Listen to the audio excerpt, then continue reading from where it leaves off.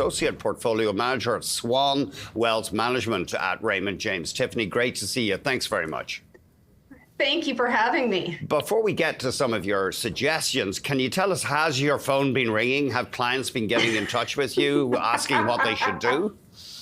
Yes, there's a lot. I mean, okay, so we look at everything that's happening in the news and, it creates such uncertainty.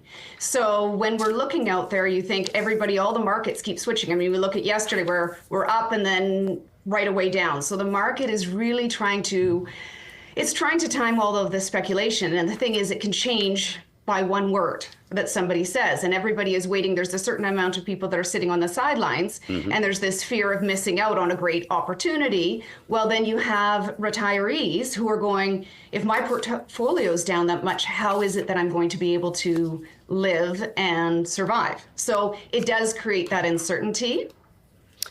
What are you telling clients? The biggest thing is ahead of this. So who we deal with. So again, with our clients, we have actually, it makes it interesting. So we have clients that live in Canada. We also have clients that live in the US. So it's very interesting to kind of watch the dynamics between the two of them. And what's happening is very often people are coming to us that are more at that work optional lifestyle. So right now when they see these markets, what we're saying is you need to be diversified, that this is not going to change overnight, that the biggest thing is that we can't time the bottom of the market, nor can we try and time the top, because that's basically gambling. We have to be right twice. But what we can look at is quality companies that we can stay invested in for the long term. Okay, so of course everybody says when the market's down, it can be a buying opportunity. So what you look at is, okay, if we have good companies that have a good balance sheet, that have a competitive advantage, well then those companies can do well and ride through this. The biggest mistake that you can make right now is trying to time it and trying to say, or to sell out. So, of course, when you're working with a team, they're there to protect you and make sure that you stay the course. But I always say if you're individual and you're on your own, you don't want to just sell out at this point. You have some stock ideas for us. What is interesting, Boyd Group Services. People are going to go on crashing their cars. It's a huge chain of collision repair stores. I did one myself a few months ago. It's embarrassing. I backed into somebody. No excuse. BYD, you like the look of this one. And of course, they're big in both Canada and the US. Yes, exactly. So you're getting exposure to both. But the reason that I like them is because they're set up well. So right now what happens is if we are getting into a defensive position and consumer spending goes down, so people aren't buying as quickly new fancy cars or spending that money, then their cars are going to have to last longer. And if you're in a good position for doing, Boyd is in a good position, I should say, to be able to be doing the repairs, to be able to improve on this, to be able to help. And they actually could grow during a market like this, and they're well set up. There's their balance sheet, like I said, looks good. And they could even look into, okay, is there any mergers and acquisitions that we need to take over if this continues? So we think that they're a good position. And of course, cars are so ludicrously expensive to repair right now, and Boyd has the fancy equipment to do it. Yes, and they're trusted. So here's the thing is when there's so much uncertainty and you sort of think, well, maybe I can't go get a new car, then I want to know that I can get something done correctly and I can rely on it, okay? Because we just don't know how long this is going to last. And if it's through really quickly, great. But if not, I want to know that I've made smart decisions today. Another retail idea you have is Northwest Company, one of Canada's oldest firms. It goes back to fur trading days. What attracts you there? Well, I wanted to go back to the fur trading days. No, it is. What I'm thinking is, again, when we go back to this, they're doing well. They're in a good, unique market and a competitive position. And this is because what they do as a company is they deliver and they do retail of the main goods and services, okay? So food and main services to rural communities.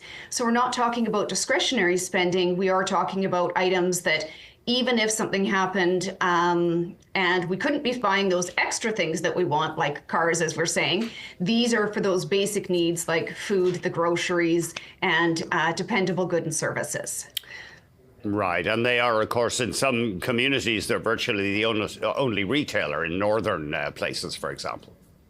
Exactly. And this is the thing that a lot of people may not know is when you look at it and you think, okay, so maybe I'm in Toronto or Vancouver, and then you think, okay, so what is this little company? If you think of it, you might think of it that way. Whereas if you're in the northern communities, what you notice is, no, they are a very big player. And as you said, they've been around since the fur trading days. Now, Tiffany, I just want to loop back to something. I didn't want to interrupt you, but you talked about clients who are in some kind of a work option phase in their lifestyle. What did you say? Sorry, can you just repeat Exactly. Of course. Okay. So one of the things that I have found in recent years and that we notice at Swan, at our company with Raymond James, is a lot of times when people are getting ready to retire, it used to be, remember years ago, it used to be, oh, I can't wait to retire. Okay. It used to be that one date. Now what happens is I want to know, when is work optional? Okay, so when is that date that I don't have to do the daily grind and have to get into the office and be working 70 to 80-hour weeks? And so when I say work optional, a lot of people are falling into this market. And so what happens is if you've moved to a work optional lifestyle, you're often working less. Maybe you're not working for some of the big firms. Perhaps you're doing some consulting. And in a situation like this, when the market changes, okay, and you see all of your retirement savings going down, it is really nice to think, okay, well, I'm still in that work optional, or I have another option to just not just retire and stop and just wait on all my investments. I can actually have it as, work is now optional. We have a financial plan that knows that I'm going to be okay. And now I can kind of work knowing that I'm just supplementing that for more of my lifestyle choices. It really creates a freedom for clients. The Economist had an article last year, and it was why you should never retire. And it said pleasure, cruises, golf, and tracing the family tree are not that fulfilling. Because some people do. They just fade away as soon as they retire, I think. And actually, most do. We have a number of clients that they retired and then they came back to work. So and not necessarily because of money. Everybody says, oh, that's because of money. And I said, no. It isn't. It's actually for lifestyle. So here's the thing is we want to continue. We're all living longer. Do you remember before we never used to have to plan for retirement for 30, 35 years? So now to think for 30, 35 years, I'm not going to be able to continue to be a contribution. I'm not going to continue to learn. So they may shift because a lot of times what I'm finding is there's this grind working, for if they're in IT or if these large firms, and every day is work. And then when COVID happened, it really made people reevaluate some of their lifestyle choices. And so now they're going, okay, I may say work optional and I'm comfortable with that and I can do that sooner. So maybe I'm not waiting until I'm, 65 or 70, or I am, but even then, I'm still keeping my fingers in the pot, whether it's, okay, I'm just going to, be a physician and work locally, or I'm going to be contracting my service if I'm an engineer, or whichever you do, but you have more options. And it really does, it just makes people feel good. Honestly, it's nice to see. Tiffany, thank you very much indeed. Yes. Tiffany Woodfield.